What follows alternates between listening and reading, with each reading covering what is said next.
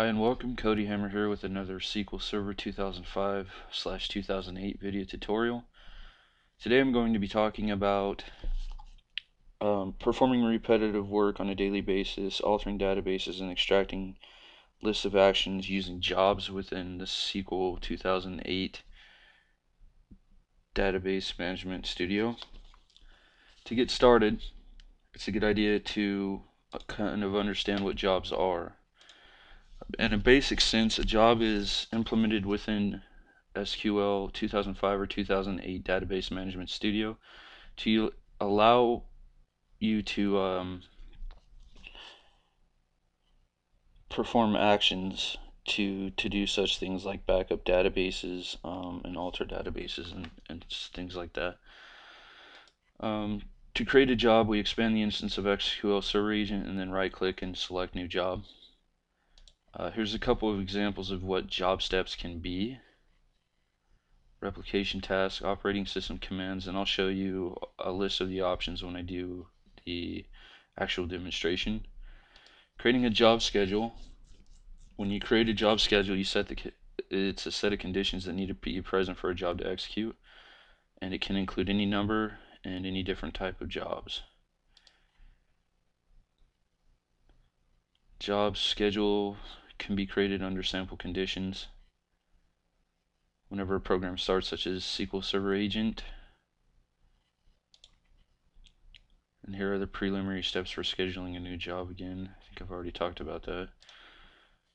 Once a job's been created, what's really cool is you can open that back up and select the properties option to allow yourself to view the job, activate history, or activity history rather, disable the job, and remove it completely.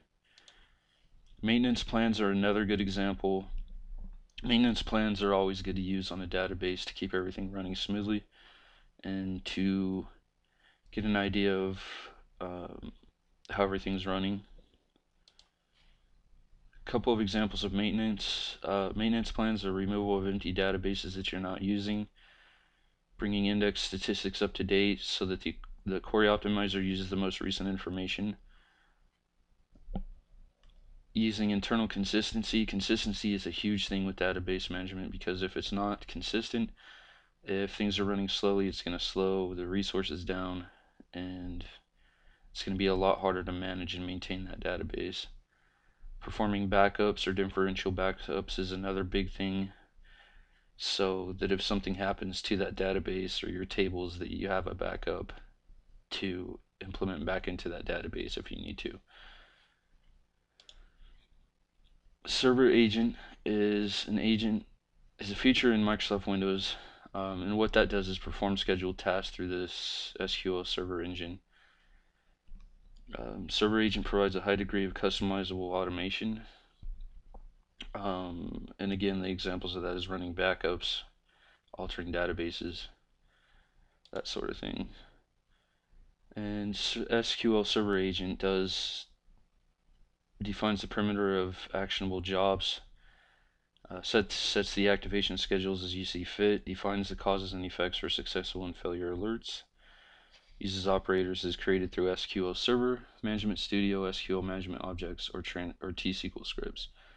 One thing to keep in mind when doing this is when an SQL Server 05 is installed, the SQL Server agent is actually disabled, and you have to change the setting so that the SQL Server agent auto starts. So let's go ahead and get started here. I've got Microsoft Windows Server 2008 running in VMware.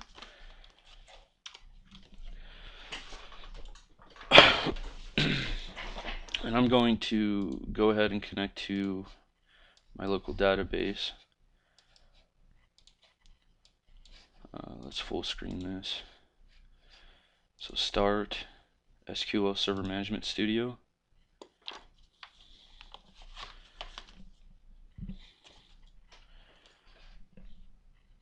Go ahead and connect to our local database.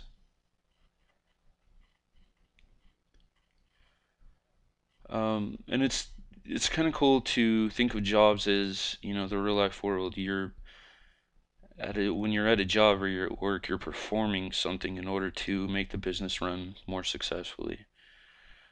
So we expand the SQL Server agent within, let me see if I can move this here.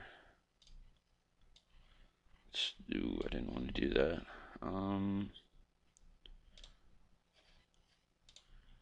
Let's see here. Let's move this down and then view full screen again. There we go. That works a little better. So as you can see here, I expanded the SQL Server agent, and here's the jobs folder. We can right click on the jobs folder and create a new job. And what I want to do is I've got a database here that's already made called FeedSeed, and I want to create a backup of that. So what I'm going to do is right click on jobs, create a new job, and I'm going to call this FeedSeed backup. And I'm going to do this. Here's a couple of options here under the category. Again, like I said, you can do full text, snapshots, merging, history cleanup. So these are the actions, or the types of jobs that you can perform. So for this one, I want to do database maintenance, and then if we want, we can put a description here. Back up the feed C database, and then we can actually go into the steps, create a new step. So we select a new button, and then the step name again could be feed seed backup, and the type. Here we can select anything from T-SQL. We can do PowerShell, ActiveX scripts. There's a lot of options here that's really cool. I'm going to go ahead and use a T-SQL script. I'm going to put this as the master, and then I'm going to select OK. When it comes to schedules, this gives us the ability to create a schedule on when we want to create a backup of, let's say, the feed and seed database. So we can select schedules, hit the new button. Again, we'll name this backup feed seed schedule. We can occur this, and these are some options on which we can set that to back up the data. So if we want, we can do this occurs every day at let's say we want to back the data up at 5 p.m. closing time, whenever these people get off work. The start date, no end date, and then we can go ahead and click OK. With the alerts, we can create a new alert called feed seed alert, and select a feed seed database from the database name. We can give this an error number of whatever we want. I'm just going to go ahead and use one. The severity, we have a lot of different severities here. I'm going to go ahead and choose a user defined, and then we can create a message that contains text on that particular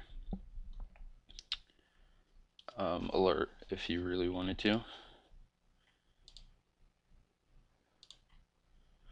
We can also include options to send an alert to an email or a pager of an operator, which is an alias for the admin who's creating the database. So if something happens, we can send an alert to email or pager, and that's sent to an operator that's in charge of this database. Again, notifications are similar to the alerts. We can select, I've already created an operator, so we can email Joe, we can page him if we want, and then we have a couple of options here: when the job succeeds or when the job fails or completes. So we'll send an email and a page to Joe when the job fails.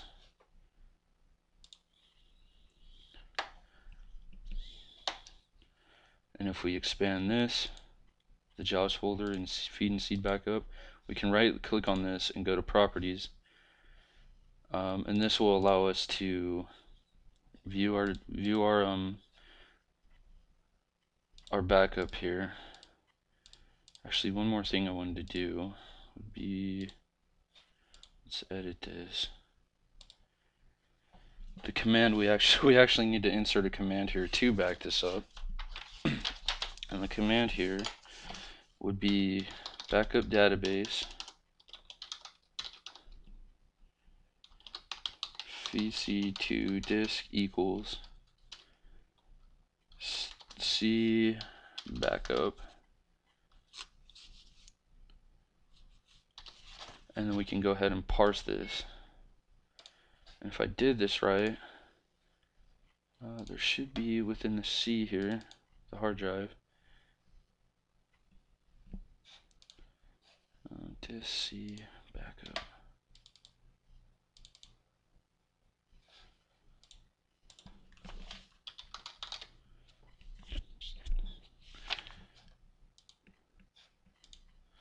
And that should, once it's created, it should create a folder in here. But that is how you create a job. Again, a quick recap on this. Jobs are created within Microsoft SQL Server Management Studio to allow you to perform actions that would allow you to perform repetitive work on a daily basis, such as altering existing databases, extracting lists of actions, and performing backups. Thank you for watching.